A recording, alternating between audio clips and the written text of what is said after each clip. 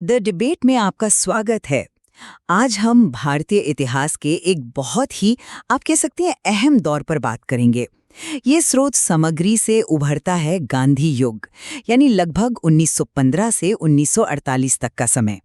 ये वो दौर था जब महात्मा गांधी के नेतृत्व में भारत का स्वतंत्रता संग्राम सचमुच एक जन आंदोलन बन गया। हाँ, बिल्कुल। और ये बदलाव जबरदस्त था। मतलब जो आज़ादी की लड़ाई पहले शायद कुछ पढ़े लिखे लोगों या महलों तक सीमित थी, वो अब गलियों, खेतों, कारखानों तक पहुंच गई। आम आदमी वो इसका हिस्सा बन गया। सही कहा। और देखिए, यहीं से हमारा आज का जो मुख्य सवाल है वो उठता है। इस गांधी युग की जो ये असाधारण सफलता थी और उसका इतना गहरा असर हुआ, उसके पीछे मुख्य वजह क्या थी? क्या ये गांधी जी के वो जो उनके अद्वितीय दार्शनिक सिद्धांत थे, जैसे अहिंसा, मतलब बिना हिंसा के प्रतिरोध, सत्याग्रह यानी सत्य के लिए आग्रह करना, अन्याय का शांति से विरोध और स्वदेशी, अपने देश की चीजों का उपयोग, क्या इन सिद्धांतों ने आंदोलन को वो एक तरह का नैतिक बल दिया जो आखिरकार निर्णायक साबित हुआ? या फिर क्या सफलता का असली राज वो गांधी जी की उस बेमिसाल संगठनात्मक क्षमता में था, जिस तरह से उन्होंने समाज के हर तबके को, मतलब आप सोचिए, किसान, मजदूर, औरतें, छात्र, सबको एक साथ लाकर खड़ा कर दिया। क्या ये जो विशाल सार्वजनिक जनभागीदारी बनी, असल में वो ताकत थी जिसने ब्रिटिश राज को हिलाकर रख दिया? देखिए, मेरा मानना है, और मैं इसी पक्ष को रखूंगी, कि गांधी जी का दर्शन, उनके सिद्धांत, वही इस सफलता की बुनियाद थे। और मेरा तर्क ये रहेगा कि हाँ, सिद्धांत जरूरी थे, पर बिना उस व्यापक जन संगठन और भागीदारी के शायद वो सिद्धांत उतने प्रभावी नहीं हो पाते। असली ताकत संगठन में थी। तो चलिए शुरू करते हैं। देखिए, जब गांधी जी 1915 में भारत लौटे, तो ऐसा नहीं कि आते ही उन्होंने कोई बड़ा आंदोलन छेड़ दिया। उन्होंने पहले स्थिति का जायजा लिया, देश को समझा, और फिर 1917 में चंपारण सत्याग्रह से उनके नेतृत्व का जो दौर शुरू हुआ, उसने वाकई स्वतंत्रता आंदोलन की दिशा ही बदल दी। अहिंसा और सत्याग्रह जैसे शब्द वो सिर्फ शब्द नहीं रहे, वो आंदोलन की पहचान बन गए, उसकी आत्मा बन गए। जरा सोचिए, अहिंसा मतलब इतनी बड़ी, इतनी ताकतवर ब्रिटिश हुकूमत के सामने शांति से खड़े रहना। सत्याग्रह, सच पर टिके रहना, अन्याय नहीं सहना पर हिंसा भी नहीं करना।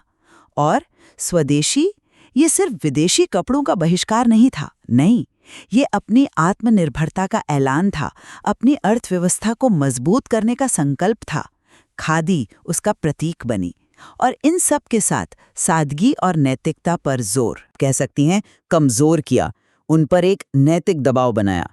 आप कोई भी बड़ा आंदोलन उठाकर देख लें, चाहे वो चंपारण हो 1917, असहयोग आंदोलन 1922, नमक सत्याग्रह 1930 या फिर भारत छोड़ो आंदोलन 1942, इन सब की नींव गांधी के इन्हीं नैतिक सिद्धांतों पर रखी गई थी।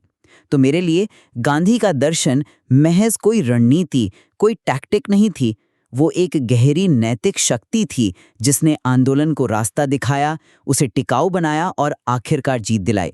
मैं आपकी इस बात से सहमत हूं कि सिद्धांतों ने एक नैतिक दिशा दी, एक पहचान दी, ये बिल्कुल सही है। लेकिन यहां मैं थोड़ा अलग नजरिया रखना चाहूंगा। क्या ये सिद्धांत अपने आप में सिर्फ अपने बूते पर इतने शक्तिशाली थे कि वो इतने बड़े ब्रिटिश साम्राज्य को चुनौती दे सके? मुझे लगता है कि गांधी युग का जो असली प्रभाव था, उसका जो जमीनी असर था, वो उनकी अद्भुत संगठनात्मक क्षमता और उनकी जो समावेशी राजनीति थी, उससे आया। देखिए, स्रोत सामग्री में जो ये सार्वजनिक जन भागीदारी का जिक्र है ना, वो कोई मामूली बात नहीं है। ये गांधी जी का कमाल था, सच में, कि उन्होंने किसानों को, जो शायद अब तक हाशिए पर थे, महिलाओं को, जिन्हें अक्सर घरों तक ही सीमित समझा जाता था, मजदूरों को, छात्रों को, समाज के हर उस वर्ग को जिसे शायद पहले नजरअंदाज किया जाता रहा हो, उन्हें सक्रिय रूप से आंदोलन का सिपाही बना दिया। यही व्यापक जनलामबंदी, ये जो लाखों लोगों का सड़कों पर उतरना था, इसने गांधी के सिद्धांतों को, आप कह सकते हैं, कागज से उतारकर हकीकत में बदला। सिद्धांतों को असली ताकत इसी भीड़ ने दी, इसी जन सैलाब ने दी। उदाहरण के तौर पर चंपारण को ही लें। क्या वहां सिर्फ सत्याग्रह का सिद्धांत काम कर रहा था? नहीं, वहां हजारों किसानों की सीधी भागीदारी थी, उनकी अपनी हिम्मत थी। या फिर आप खिलाफत आंदोलन 1919 को देखिए। गांधी जी ने उसे समर्थन देकर मुसलमानों के एक बहुत बड़े वर्ग को राष्ट्रीय आंदोलन से जोड़ा। ये एक जबरदस्त संगठनात्मक और मैं कहूंगा राजनीतिक कदम था। हाँ, वो तो था। बिल्कुल। असहयोग आंदोलन की ताकत सिर्फ असहयोग के विचार में नहीं थी, बल्कि उन लाखों लोगों में थी जो स्कूल, कॉलेज, नौकरियां छोड़ रहे थे, विदेशी माल जला रहे थे। वो जो एक्शन था, उसमें ताकत थी। नमक सत्याग्रह, वो सिर्फ नमक कानून तोड़ने का आह्वान नहीं था, वो तो एक दृश्य था। लाखों लोग खुद नमक बना रहे हैं, ब्रिटिश कानून की धज्जियां उड़ा रहे हैं। और भारत छोड़ो आंदोलन, वो तो पूरी तरह से जनशक्ति का एक तरह का विस्फोट था। तो मेरा मुख्य बिंदु यह है कि गांधी जी की महानता सिर्फ उनके विचारों में नहीं, बल्कि उन विचारों को करोड़ों लोगों तक पहुंचाने, उन्हें संगठित करने और एक साझा लक्ष्य के लिए सक्रिय करने की उनकी जो वो अद्वितीय क्षमता थी, उसमें निहित थी। बिना इस विशाल संगठनात्मक ढांचे और भागीदारी के केवल सिद्धांत शायद उतने कारगर साबित ना होते। आप संगठन की अहमियत पर जोर दे रहे हैं और ये महत्वपूर्ण है भी, मैं मानती हूँ। लेकिन यहाँ एक सवाल उठता है, क्या ये संगठन, ये जो आप भीड़ या जन सैलाब कह रहे हैं, क्या ये बिना गांधी के सिद्धांतों के उतनी प्रभावी हो पाती? क्या वो अनुशासित रह पाती? सोचिए जरा। अहिंसा और सत्याग्रह जैसे सिद्धांतों ने ही तो इस विशाल जन समूह को एक नैतिक कवच दिया, एक दिशा दी। इसी वजह से जब अंग्रेज लाठियां बरसाते थे या गोलियां चलाते थे, तो पूरी दुनिया में उनकी आलोचना होती थी। आंदोलन को एक नैतिक श्रेष्ठता मिली हुई थी। अगर ये सिर्फ एक अनियंत्रित भीड़ होती जिसका कोई नैतिक आधार न होता, तो शायद ब्रिटिश सरकार के लिए उसे कुचलना कहीं ज्यादा आसान होता। असहयोग आंदोलन को ही फिर से देखिए। उसका असर इसलिए हुआ क्योंकि लाखों लोगों ने शांतिपूर्ण तरीके से एक नैतिक आधार पर असहयोग किया। ये सिर्फ भीड़ का हंगामा नहीं था, ये सिद्धांतों पर आधारित एक संगठनात्मक प्रतिरोध था। बिना सिद्धांत के संगठन शायद बिखर सकता था या दिशाहीन हो सकता था। मैं इस बात से इनकार नहीं कर रहा कि सिद्धांतों ने अनुशासन दिया, नैतिक बल दिया, बिल्कुल दिया। लेकिन मैं इसे दूसरे पहलू से देख रहा हूं। क्या नैतिक बल अपने आप में काफी था? मान लीजिए कुछ हजार लोग पूरी नैतिकता के साथ, पूरे अनुशासन के साथ असहयोग करते। क्या उससे ब्रिटिश साम्राज्य हिल जाता? मुझे शक है। असली ताकत तब आई जब यह संख्या लाखों और करोड़ों में पहुंची, जब पूरे देश में लोग एक साथ उठ खड़े हुए। आपने नमक सत्याग्रह का जिक्र किया। हाँ बिल्कुल, नमक कानून का विरोध नैतिक रूप से सही था, लेकिन उसकी असली ताकत क्या थी?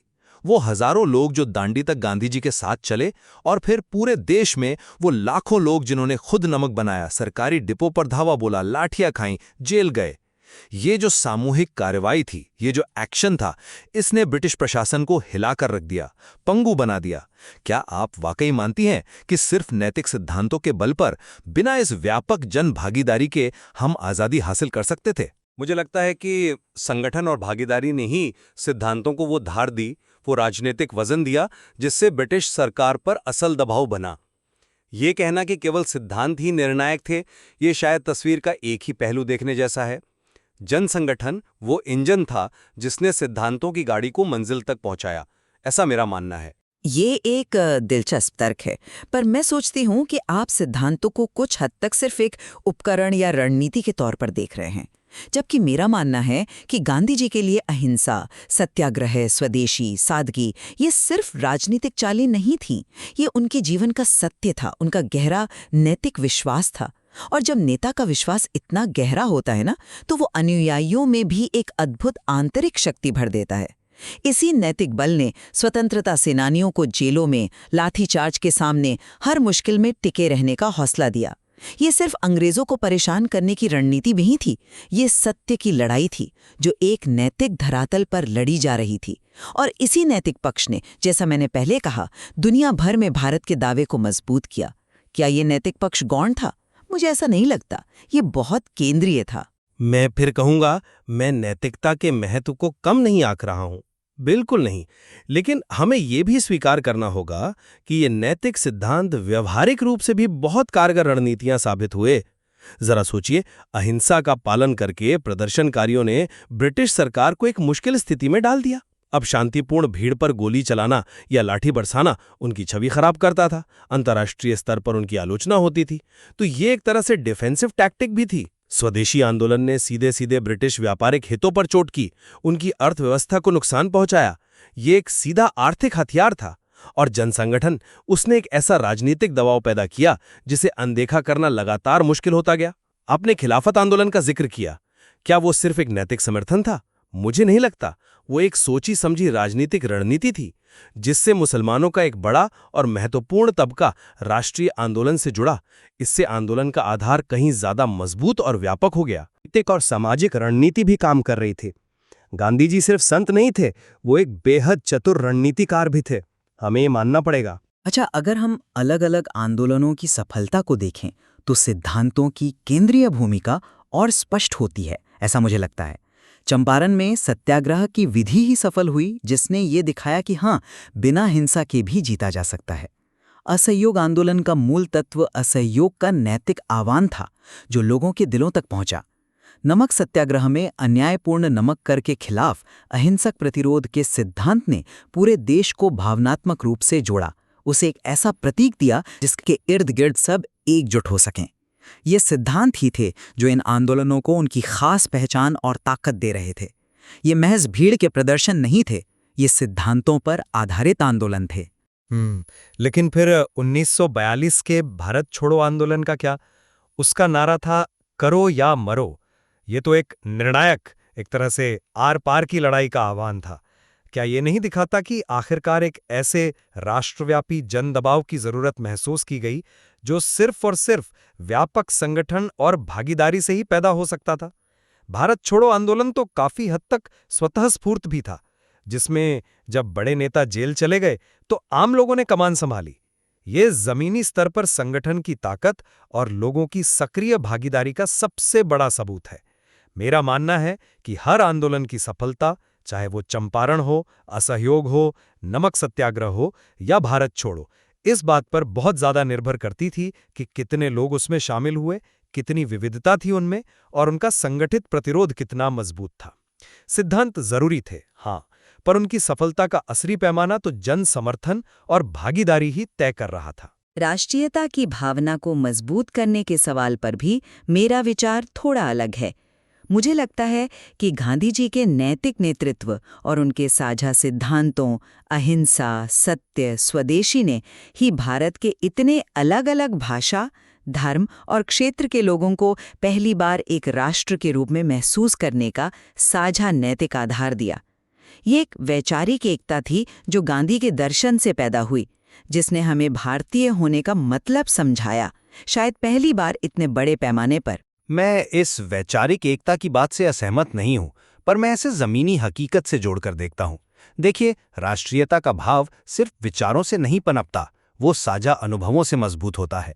जब अलग अलग पृष्ठभूमि के लोग, उत्तर भारत के किसान, दक्षिण भारत के मजदूर, पूरब के छात्र, पश्चिम की महिलाएं, हिंदू, मुसलमान, सिख, ईसाई, जब ये सब एक साथ एक मंच पर आए, कंधे से कंधा मिलाकर अंग्रेजों के खिलाफ संघर्ष किया, साथ में लाठियां खाईं, साथ में जेल गए, तब वो असली राष्ट्रीय एकता बनी।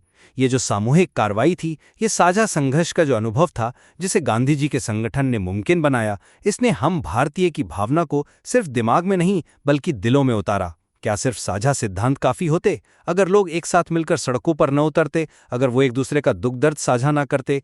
मेरे विचार में ये साझा कार्रवाई और अनुभव था जिसे संगठन ने संभव बनाया, जिसने वास्तविक राष्ट्रीय एकता को गढ़ा। तो अगर मैं अपनी बात को समेटूं तो मेरा पक्ष यही है कि गांधीवादी दर्शन, जिसमें अहिंसा, सत्याग्रह, स्वदेशी और नैतिकता का बल शामिल है, यही वो मूल तत्व थे जिन्होंने भारतीय स्वतंत्रता आंदोलन को उसकी अनोखी शक्ति, उसका नैतिक बल और उसकी स्पष्ट दिशा दी।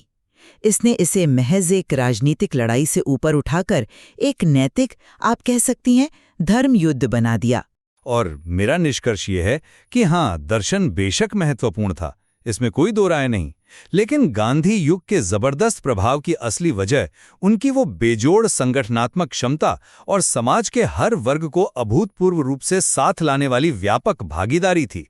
ये जमीनी ताकत थी वो करोड़ों हाथ और पैर थे जिन्होंने सिद्धांतों को असरदार बनाया और आखिरकार अंग्रेजी राज को उखाड़ फेंकने में निर्णायक भूमिका निभाई।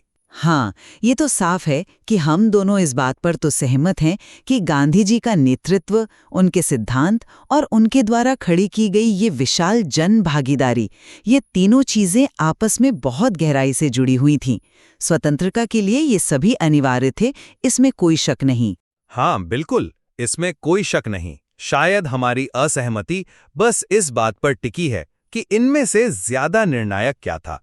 वो चिंगारी ज्यादा अहम थी जो सिद्धांतों ने लगाई, या वो ईंधन ज्यादा जरूरी था जो संगठन और भागीदारी ने मुहैया कराया। ये शायद बहस का मुद्दा है। बिल्कुल, और शायद यही इस चर्चा की खूबसूरती है। ये दिखाती है कि इतिहास की, खासकर इतने बड़े और जटिल आंदोलन की, कोई एक सीधी सरल व्याख्या नहीं हो सकती।